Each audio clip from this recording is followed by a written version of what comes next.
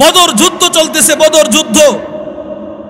আল্লামা শফিউর রহমান আল মুবারকপুরি রহিমাহুল্লাহ তার বিখ্যাত কিতাব আর রহিকুল মাখতুমের মধ্যে লেখেন, এটা আশ্চর্য কথা লিখছে, আন্না রাসূলুল্লাহ সাল্লাল্লাহু আলাইহি ওয়াসাল্লাম আদালা সুফুফা আসহাবিহি ইয়াউমা বাদ।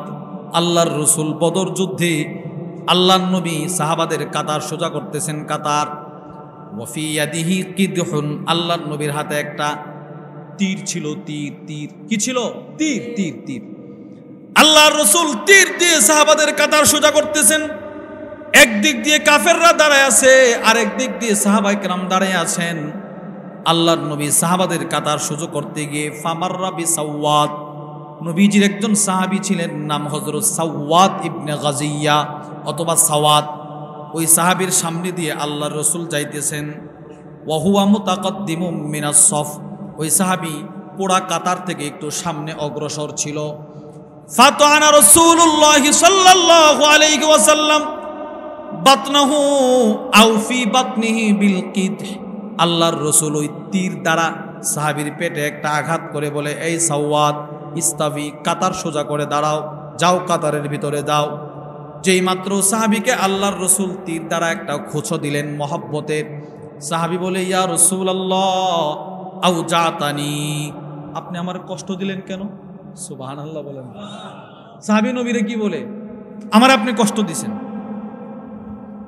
ওয়াকাদ বাসাকাল্লাহু বিল হাক্কি ওয়াল আদল, আল্লাহ তাআলা আপনাকে সত্য আর ইনসাফ দিয়ে দুনিয়ায় পাঠাইছে, আপনি আমারে আঘাত করছেন, এবার আমি এটার বদলা নেব।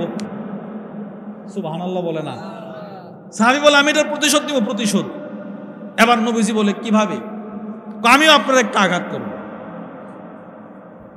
এবার আল্লাহর রাসূল ফাকাশাফা রাসূলুল্লাহ সাল্লাল্লাহু আলাইহি ওয়াসাল্লাম আন বাতনি, নবীজি নিজের পেট মোবারক কাপড়টা উপরে উঠায়া নবীজির পেট মোবারকটা তার সামনে উপস্থাপন করছে। নাও এখানে আঘাত করো, আমার এখানে আঘাত করো, আঘাত করো।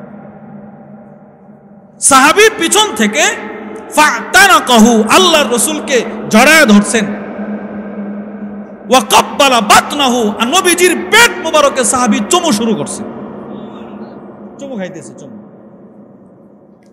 আল্লাহর রাসূল প্রশ্ন করলেন, মা হামালাকা আলা হাযা ইয়া সাওয়াত, ও সাওয়াত, বললা আমাকে আঘাত করবা, আঘাত না করে আমাকে জড়ায় ধইরা আমার পেটে চুমা দিলা, এই কাজটা তুমি কেন করলা? সাহাবী আবার কি বলে দেখেন, সাহাবী বলে, ওগো আল্লাহর রাসূল, হাদারামা তারা, তাকায় দেখেন বদর যুদ্ধ সংগঠিত হয়ে যাবে অল্প কয়েক মিনিট পর, জানি না আমি বেঁচে থাকবো নাকি মারা যাব।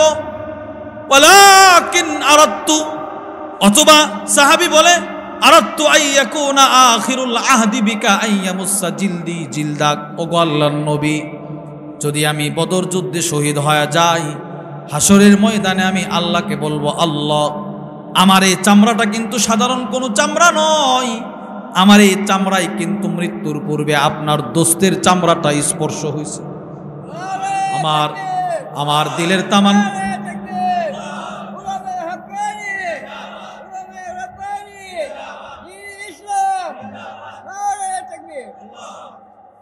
সাহাবী বলে, আমার দিলের তামান্না, আমি মৃত্যুর পরে আল্লাহকে বলবো, আল্লাহ আমার জিন্দগির শেষ সময়টা, যুদ্ধের পূর্বে আমার জিন্দগিটা এমন ছিল যে আমার শরীরটা আপনার নবীর শরীরের সাথে স্পর্শ করে আসছে, এই উসিলাই যদি আপনি আমার জান্নাত। ওই সাহাবী রাসূলের চাদর নিচে এই একটা উদ্দেশ্য, যে এই চাদরের বরকতে যদি আল্লাহ আমারে জান্নাত দান করে। সুবহানাল্লাহ বলেন না? দেখছেন, ওই সাহাবী চাদর নিয়ে তার কাফন হয়েছে। এবার আপনারা বলেন, ওই সাহাবীর চাদরটা প্রয়োজন ছিল দিকেই তো রাসূল তার চাদর হাদিয়া দিয়েছে কিনা বলেন? তো নবীজির ভিতরে মানব সেবা ছিল কি ছিল না? ছিল। এবার রাসূলের কাছ থেকে এই মানব সেবার সিফত অর্জন করেছেন হযরত আবু বকর সিদ্দিক রাদিয়াল্লাহু তাআলা আন, যার কারণে আল্লাহর রাসূল বলতে বাধ্য হয়েছেন, এই আবু বকর আমি নবীজিকে মানব সেবা এমন ভাবে করেছে যে আবু বকর আমার সেবা করেছে জানে মালে, জানে মালে আবু বকর আমার সেবা করছে। বুখারী শরীফের হাদিস 3661 নম্বর হাদিস। ওয়ান আবি দারদা রাদিয়াল্লাহু তাআলা আনহু قال হযরত আবু দারদা রাদিয়াল্লাহু তাআলা আনহু বলেন, কুনতু জালিসান ইনদান নবী সাল্লাল্লাহু আলাইহি ওয়াসাল্লাম, আমি আল্লাহর নবীর দরবারে বসা। ইদ আকবালা আবু বকরিন সিদ্দিক আখিদাম বিতরফি সাউবি, তাকায় দেখি আবু বকর সিদ্দিক নিজের কাপড়টা উপরের দিকে উঠায়া এভাবে ধরে ধরে নবীর দরবারে আসতেছে। হাত্তা আবদা আন রুকবাতি, আবু বকর সিদ্দিক নিজের কাপড়টা এই পরিমাণ উপরে উঠাইলেন যে আর অল্প একটু উপরে উঠাইলে আবু বকরের হাঁটু দেখা যাবে। এইভাবে নবীর দরবারে ঢুকতেছে। আল্লাহর রসুল সিদ্দিক আকবর রাদিয়াল্লাহু আনহুকে দেখা বলতেছেন, আম্মা সাহিবুকুম ফাকাদ গামারা, ও সাহাবারা, তোমাদের সাথে আবু বকর এই মুহূর্তে ঝগড়া করে আসছি। সুবহানাল্লাহ। নবীজি বলে, তোমাদের সাথে আবু বকরের চেহারা দেখা, চেহারায় রাগ রাগ, যা বুঝতেছি ঝগড়া করে আসছে, ঝগড়া। উসমান ইবনে আফফান, ওনারও এই বৈশিষ্ট্য ছিল। উসমান ইবনে আফফানের ভিতরেও এই বৈশিষ্ট্য ছিল। আলী রাদিয়াল্লাহু তাআলা আনহুর ভিতরেও এই বৈশিষ্ট্য ছিল। উসমান ইবনে আফফান যেদিন আল্লাহর রসুল মক্কা থেকে হিজরত করে মদিনায় আসলেন, ওই দিন মদিনায় নবীজি ভালো পানি পান করার মতো কোনো পানির ব্যবস্থা ছিল না। সাহাবারা ভালো পানি পান করবে এই ব্যবস্থা ছিল না। আল্লাহর রসুল পানি থেকে পান করবে, সাহাবারা পানি থেকে পান করবে। এই জন্যে আল্লাহর নবীজি ঘোষণা করলেন, এই মদিনাতে একটা কুয়া আছে, বীরে রুমা, ওই কুয়ার পানিটা কে আছে, এই কুয়াটা ক্রয় করে মুসলমানদের জন্য দিয়ে দিবা।